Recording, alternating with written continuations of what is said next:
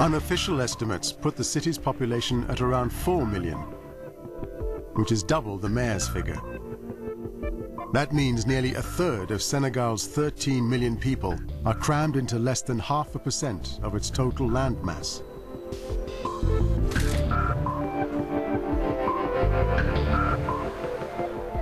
As Dakar expands, the environment has suffered. Many former wetlands have gone as more and more land is needed for homes.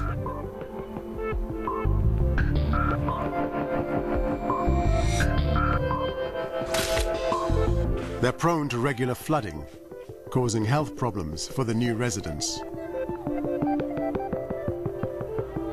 Le paludisme et la malaria, c'est la conséquence des inondations, ce qui est la conséquence de l'occupation de ces zones inondables. Donc si nous voulons régler le problème, il faut revoir la localisation des populations, que les zones inondables soient dégagées par les populations et qu'on puisse traiter ces zones-là. Donc c'est vraiment toutes choses qui se tiennent. There has also been an increase in waterborne diseases. Without proper sewerage and running water, young children are particularly at risk. And the rapidly growing population is putting the city under strain. The city is overstretched, and the demand of electricity, the demand of transportation is so high that for transportation, we lost every year more than 100 billion CFA.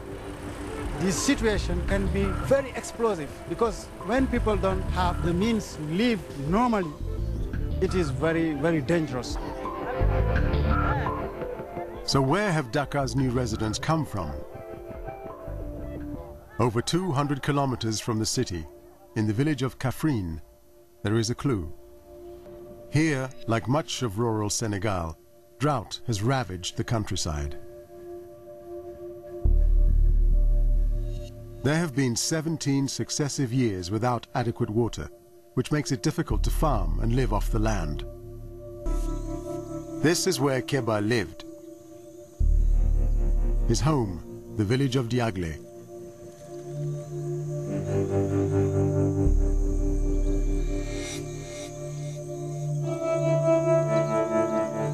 It is 3 months since he last saw his family and his first wife, whom he supports by working in the city.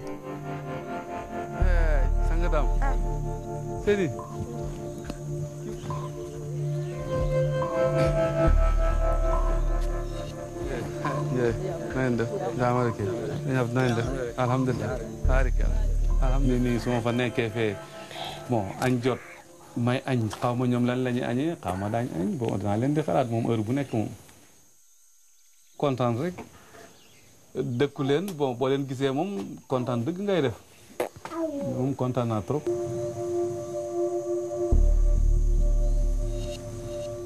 Making a living as a farmer is so difficult, most of the working men have left the village, leaving behind the women, the old and the very young.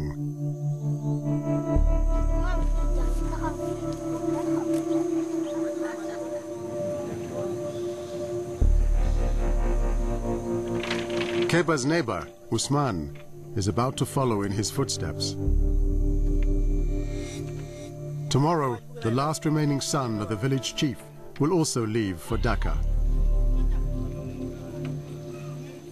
jafe-jafe rek waxoon gor dem de gore bante moo tax ma bëgg a dem Dakar lijjanti ji lu ma indi ci kër gi ndax kër gi daanaka dugub amu fi dara nekku fi te man maay responsabilité kër gi il faut ma dem daal. Saliou's son is the latest of many who have been forced to find work elsewhere.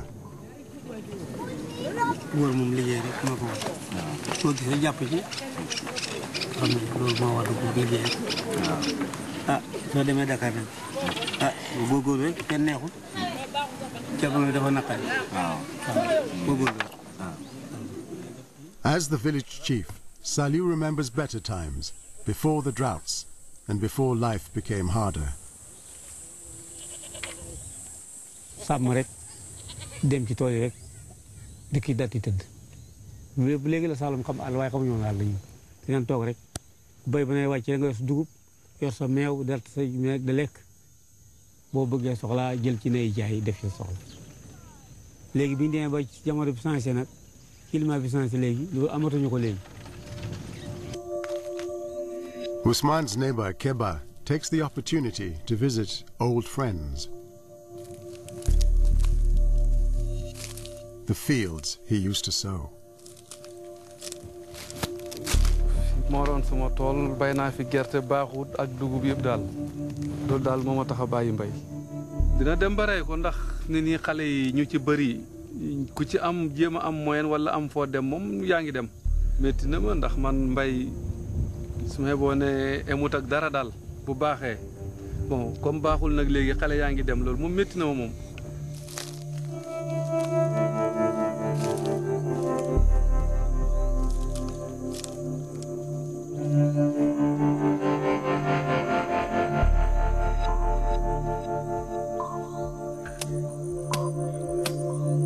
With more and more harvests failing, Saliou and his son have given up on farming. Now they cut wood to make beds to sell at the local market. Cutting down trees only adds to the problems of climate change. Trees absorb carbon dioxide.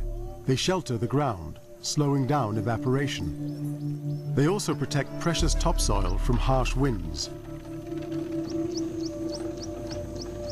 As the forest gets thinner and thinner, the desert creeps closer towards the villages and farmland. léegi taw melut noonu ci garab bi rek li ñuy wax ci borom xam-xam garab bi ñuy gor moo tax te garab bi li tax ñu ko gor mooy dund mo bëgg nañ ko bàyyi waaye mënuñ ko bàyyi.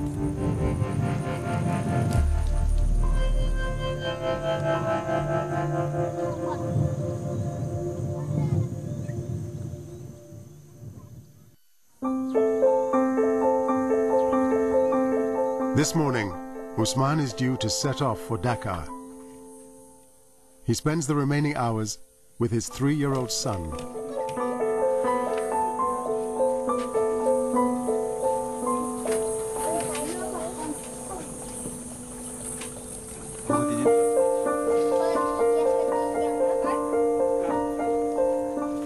neexul ma ndax sama sañoon damay toog fii nekk feek ñoom lu ma am bokk ko ñoom su ma xëyee jàkkaarloo ak ñoom di leen gis saa su nekk waaye daal aw ma pexe. He leaves behind a sick wife who is pregnant with their second child. fii maanaam dara nekkul fi mënuma toog bàyyi noonu kii bi il faut daal ma dem Dakar. Ousmane's mother marks his crossing of the threshold with water, an offering of good luck. toog rek xaar ko fi léegi xalaat ci xam ne daal bu demee yal na ko yàlla may jàmm foofu mu lijjanti indi si ay njabootam laa ko xoolee rek ne doom bu lay sori il faut sa xol dana ñax waaye nag lu mënta ñàkk il faut dana am. ok loxo bi. léegi ma sa nijaay ndaw yi nuyu ma elmaani ñëpp. baax na. nuyu leen ñu waa Dakar yëpp. nuyu ñu waa Dakar. baax na. nuyu ñëpp waay.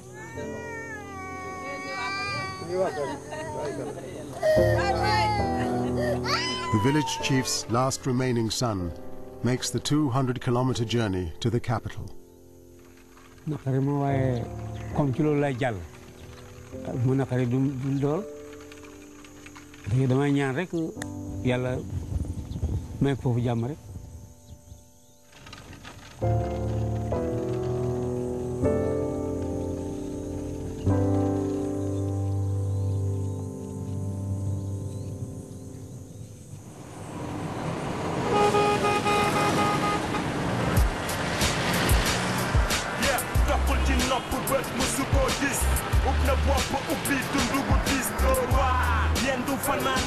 Seven hours later, and Ousmane arrives in Dakar. He hopes to stay with one of his relatives. suma xalaat fas yéene dem kër ga rek bu ma demee toog noppali ko ba bët set ma koy wuti liggéey loolu laa bëgg. But Dakar is not always that welcoming. Ousmane is another addition to an already overstretched capital, and climate refugees are not always welcome. Si nous devons arrêter l'exode rural et ces migrations, il faut que les populations soient retenues dans leurs villages. Il y a un vrai problème dans ce pays, c'est que la politique agricole qui devait retenir les populations à la base, depuis 10 ans, n'a pas été performante. In part 2, how will Ousmane cope in his new home?